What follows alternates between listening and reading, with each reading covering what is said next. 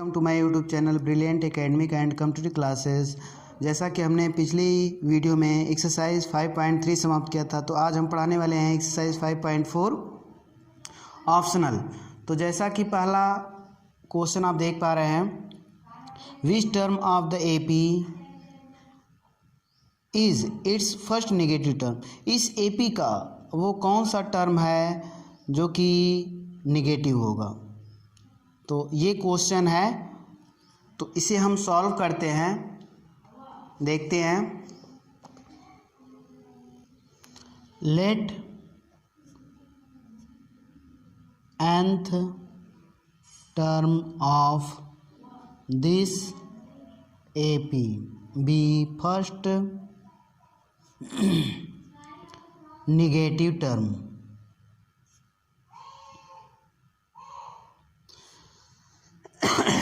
then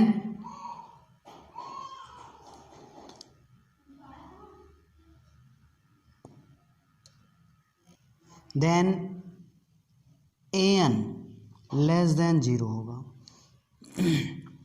क्योंकि अगर nth term first negative term है तो मतलब an जो होगा लेस देन 0 होगा, क्योंकि nवें नंबर पे an ही आएगा।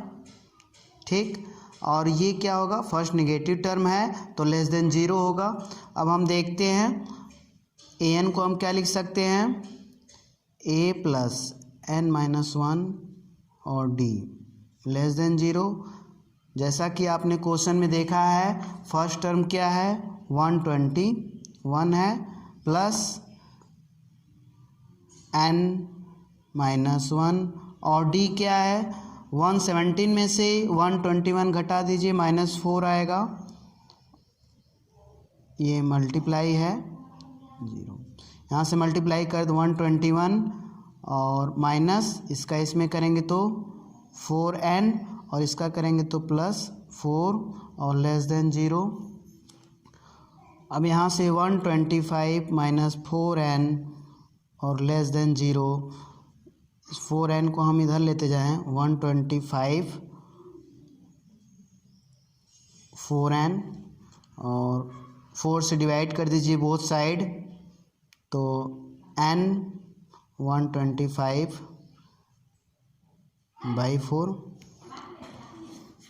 अब यहाँ से हम इसके इक्वल क्या लिख सकते हैं, 4 3 जा 12, 4 1 जा और 1 एंड 1/4 तो 31 एंड 1/4 आया, और ये होगा लेस देन n। तो n क्या होगा, क्योंकि n जो है हमेशा नंबर में होता है, नेचुरल नंबर कोई भी हो सकता है, तो इससे बड़ा नेचुरल नंबर 31 एंड 1/4 से बड़ा नेचुरल नंबर आपका क्या होगा 32 होगा। तो यहाँ पे हम कह सकते हैं हैंस n कभी भी नेगेटिव नहीं होना चाहिए, फ्रैक्शन में नहीं होना चाहिए, तो n यहाँ पे क्या हो जाएगा, n इक्वल टू 32। तो 32 टर्म इस एपी का जो होगा वो फर्स्ट नेगेटिव टर्म आएगा। तो इस प्रकार आपका फर्स्ट क्वेश्चन सॉल्व हुआ ऑप्शनल का। अब आते हैं सेकंड क्वेश्चन पे। तो जैसा कि आप सेकंड क्वेश्चन देख पा रहे हैं, the sum of the third and the seventh term of an AP is 6 and their product is 8, find the sum of first 16 term of the AP. देखिए कोई एपी है, उसके थर्ड टर्म और seventh term का जो सम है वो 6 है, और उसी टर्म का जो प्रोडक्ट है 8 है। तो उस एपी का फर्स्ट 16 टर्म का ऐड आपको बताना है, देखते हैं तब। Let first term of this AP be A and common difference be D. हम मान लेते हैं इस एपी का फर्स्ट टर्म ए और कॉमन डिफरेंस डी मान लेते हैं। अब यहाँ पे देन अकॉर्डिंग टू क्वेश्चन है A3 + A7 इक्वल टू 6। ये आपका अकॉर्डिंग टू क्वेश्चन है, गिवन भी लिख सकते हैं आगे। तो यहाँ पे A3 A + 2D और यहाँ पे A + 6D। A7 को A प्लस 6D और फिर equal to 6 A8 2A plus 8D equal to 6। 2 हम कॉमन ले लें, A प्लस 4D और इक्वल टू 6, या इससे हमको क्या मिलेगा, A plus 4D equal to 6/2 और यहाँ से हमको 3 मिल गया। ये हमें मिल गया। इसका हम इक्वेशन फर्स्ट डाल देते हैं, या यहाँ से हम A इक्वल निकाल ले रहे हैं 3 - 4D, इसको हम इक्वेशन फर्स्ट कर दे रहे हैं। ठीक, इसको रहने दीजिए। यहाँ से हमने A इक्वल टू 3 - 4D लिख लिया, इसको हमने इक्वेशन फर्स्ट डाल दिया। अब देखते हैं अब इसके आगे क्या कहा गया है। आगे के क्वेश्चन में जो ये टर्म है उसी का प्रोडक्ट, मतलब कि A3 और इनटू A7 जो प्रोडक्ट है वो कितना दिया गया है, अकॉर्डिंग टू क्वेश्चन 8 दिया गया है। तो आप जानते हैं A3 प्लस 2D और यहाँ से A plus 6D equal to 8। तो हम A की जगह ये रिप्लेस कर सकते हैं फ्रॉम 1, इक्वेशन 1 कर लीजिए। इक्वेशन 1 से तो A के इक्वल 3 - 4D और प्लस 2D, A की जगह फिर रख लें 3 - 4D और प्लस 2D 6D। तो हमें ये मिल गया इक्वल टू 8। अब यहाँ से हम सॉल्व कर देते हैं। 3 और -4D है और प्लस 2D है तो -2D होगा, और यहाँ पे 3 और यहाँ पे हो जाएगा प्लस 2D इक्वल टू 8। आप देख पा रहे हैं यहाँ पे A minus B A plus B का फार्मूला यूज़ करेंगे। A का स्क्वायर 9 माइनस बी का square 4D square equal to 8। अब इसको हम इधर ले जाएं, -4D square equal to 8 -9 equal to -1, minus से माइनस रिमूव हो जाएगा, तो D square 4D square equal to 1 और D स्क्वायर इक्वल टू 1/4 और D इक्वल टू कह सकते हैं 1/2 प्लस और माइनस। ठीक, तो यहाँ पे हम देख रहे हैं कि D प्लस 1/2 और माइनस 1/2, तो यहाँ पे दो कंडीशन बन गई। तो देखते हैं केस फर्स्ट में, व्हेन D इक्वल टू -1/2 ले लेते हैं, माइनस ही ले लेते हैं पहले, तो -1/2 तो A इक्वल टू क्या हो जाएगा, A इक्वल टू हम निकाल लेते हैं। A इक्वल टू आप देख पा रहे हैं A equal to 3 - 4D from equation first, और यहाँ पे जो है हम D की वैल्यू रख रहे हैं 3 - 4 इंटू D की वैल्यू 1/2। तो सॉल्व करेंगे तो 3 और प्लस 2 इक्वल टू 5, 2 से 2 डिवाइड होगा, -2 -1 का गुणा होगा तो +2 5 हो गया। अब जो है आगे देखते हैं, तो हमको A मिल गया, A इक्वल टू 5 और D इक्वल टू -1/2। तो AP क्या होगा, AP अब आप आराम से निकाल सकते हैं। AP हो जाएगा 5, इसको ऐड करेंगे तो -1/2 ऐड करेंगे 5 में तो क्या हो जाएगा 4.5, फिर ऐड करेंगे इसमें तो 4 होगा, और फिर ऐसे ऐड करेंगे -1/2 तो 3.5 होगा। ये डॉट डॉट कर दे हम। ठीक, ये AP आपको मिल गई। अब इसका फर्स्ट 16 टर्म का सम हमें निकालना है, तो S16 निकालना, तो हम लास्ट टर्म भी निकाल के कर सकते हैं, तो दोनों फार्मूले से हम कर सकते हैं। तो हम लास्ट टर्म निकाल दे रहे हैं, A16 निकाल दें, इसमें तो A16 A प्लस 15D। देखिए इस AP का 16 टर्म निकाल लेंगे तो सम निकालने में हमें थोड़ा सुविधा होगी। तो A5 हो गया और प्लस 15 और D की वैल्यू -1/2। यहाँ से सॉल्व कर देते हैं 5 और -15/2। यहाँ से सॉल्व कर लेते हैं 2 LCM 10 माइनस, यहाँ से सॉल्व करेंगे तो -5/2 आएगा। तो आप देख पा रहे हैं कि इसमें जो है लास्ट टर्म A16 निकल गया। अब हम सम निकाल रहे हैं तो देखिए यहाँ पर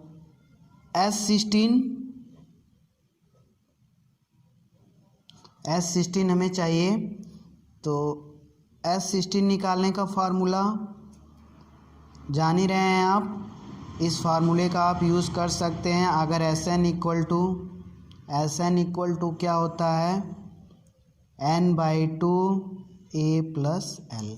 ठीक इसी पे हम जो है n की जगह 16 रख दिए तो ये 16/2 होगा और फर्स्ट टर्म आपका 5 है और प्लस लास्ट टर्म जो है -5/2 है, -5/2 है। इसको हम सॉल्व कर लेते हैं 16/2 और इसको सॉल्व करेंगे तो 5 - 5/2/1 और 16/2 रहने दीजिए अभी। और यहाँ से 2 5 जा 10, 10 में से 5 घटाएंगे 5/2 आया। और इसको सॉल्व अप कर लेते हैं तो 2 8 जा हो गया और 8 5 जा 40/2 कटेगा तो 20 आ जाएगा। तो फर्स्ट केस में इस AP का जो सम आया 16 टर्म का पूरा जो सम आया, तो 16 टर्म है उसके जो सम आए कितने 20 हो गए। अब आते हैं दूसरे केस में, देखते हैं केस 2 में। देख लीजिए केस सेकेंड में व्हेन D इक्वल टू 1/2 ले लेते हैं तो A कितना निकल जाएगा। A इक्वल टू अब जानते हैं A इक्वल टू 3 - 4D था। तो यहाँ पे A इक्वल टू निकाल लीजिए D की वैल्यू रख के 3 - 4 और 1/2। 3 माइनस यहाँ से 2 से डिवाइड होगा 4 तो 2 बचेगा -1 हो जाएगा।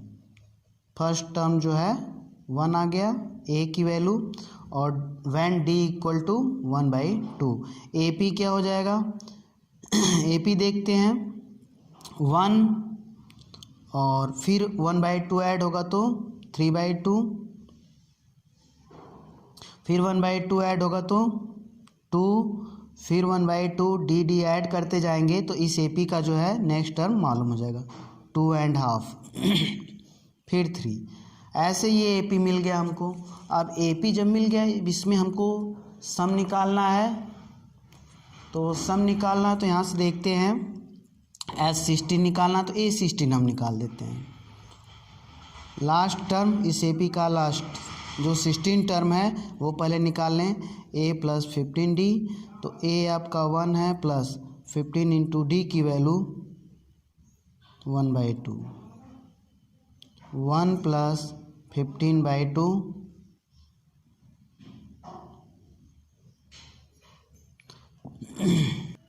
इसको आप ऐड कर लीजिए डायरेक्ट 2 1 जा 2 और 15 17/2।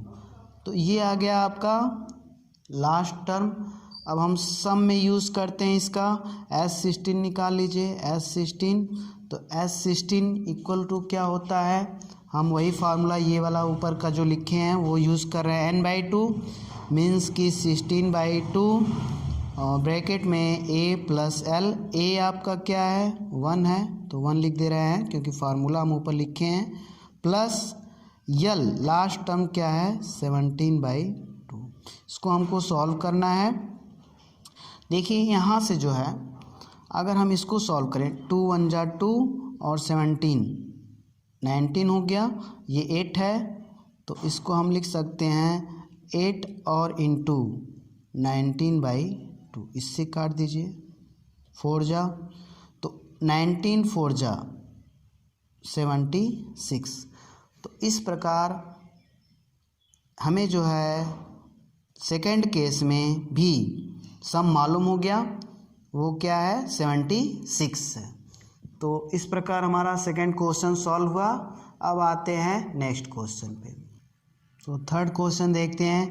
ए ladder has rungs 25 centimetre apart, the rungs decreases uniformly in length from 45 centimetre at the bottom to 25 centimetre at the top. If the top and the bottom rungs are इतने metre apart, what is the length of the wood required for rungs. देखिए जैसा कि question में दिया गया है, ये सीढ़ी है लैडर और नीचे का जो रंग है, जो डंडी लगी हुई है वो 45 सेंटीमीटर की है, ठीक। और एकदम लास्ट ऊपर वाली जो डंडी है वो 25 सेंटीमीटर की है और नीचे बॉटम में 45 सेंटीमीटर है।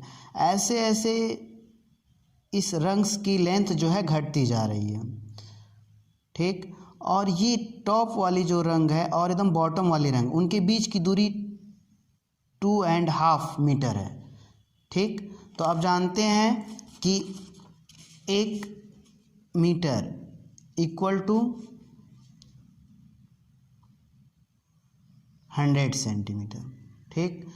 तो 2.5 मीटर नॉर्मली बता सकते हैं, 2 में 100, हाफ में 250 सेंटीमीटर होगा, ठीक।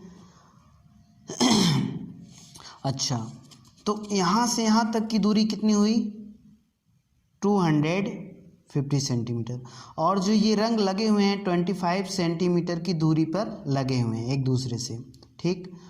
और इसमें कितने रंग होंगे, मीन्स की डंडी जो है कितनी होंगी इसमें, आप इसको निकालने के लिए जो पूरी डिस्टेंस है उसमें दो डंडियों के बीच की जो डिस्टेंस है उससे आप डिवाइड कर दीजिए। दो डंडी के बीच की जो डिस्टेंस है, दो रंग के बीच की जो डिस्टेंस है उससे आप डिवाइड कर देंगे तो आपको ये पता चलेगा कि कितना इसमें रंग्स हैं, नंबर ऑफ रंग्स। तो आप यहाँ पे निकाल लीजिए। तो जैसा कि बुक में भी निकाला गया है, नंबर ऑफ रंग्स 250/25 और +1 इक्वल टू 11 रंग्स। देखिए 11 निकल गया। एक और एग्जांपल देख लीजिए, जैसे कि अभी है यही आपका है,